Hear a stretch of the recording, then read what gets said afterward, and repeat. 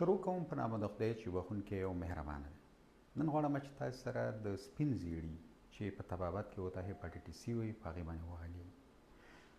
خپله هیپاټایټس سی یا سپین زیړی چې دی دا د سی یو وایرس دی چې د طبابت په ذریعه همداسې نومول شوی دی، د هغې په ذریعه رامنځته کېږي.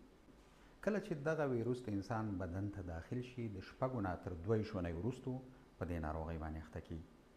80% کې دا ناروغي چې ده په دوامدار یا کرانیک یا مزمن شکل باندې بدلیږي، خو د نیکمرغه اوس د درملنې په ذریعه باندې چې دی د 95 نه تر 99% کې دا ناروغي په بشپړ ډول باندې ښه کېږي.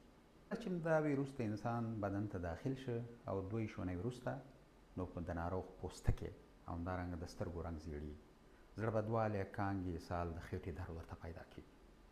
همدارنګه د بندونو دردونه، د تشو میتیازو وي، رنګ یې تیاره او د ډکو میتیازو رنګ یې بې رنګه یا کم رنګه وي.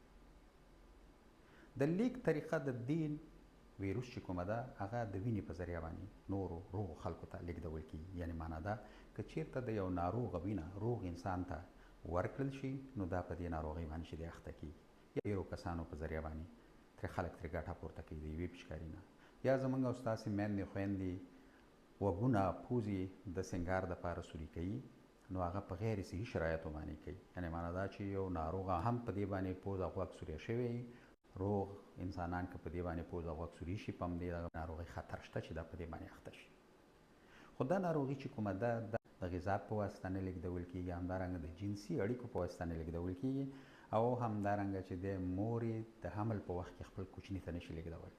اوس یې درملنه چې کومه ده یعنې ګولۍ هم شته، پیچکاري هم شته. ګولۍ چې دی په ورځ کې 1 ځل خوړل کېږي. په مختلفو هېوادونو کې په مختلفو نومونو دي. په جرمني کې د ریباویرین په نامه یادېږي او 6 میاشتې یې درملنه. او همدارنګه پیچکاري چې کومې دي هغه په هفته کې یا اونۍ کې 1 ځل وهل کېږي او په دې سره د 95 نه تر 99% کې ناروغان په بشپړ ډول باندې ښه کېږي. خو په ډېرو کمو واقعاتو کې چې دی د ځیګر نورې ناروغۍ او همدارنګه که همداسې بې درملنې پاتې شي د ځیګر د سرطان سبب کېږي. د یوې بلې روغتیایي خپرونې پورې له تاسې اجازت اخلم. ستاسې د بشپړې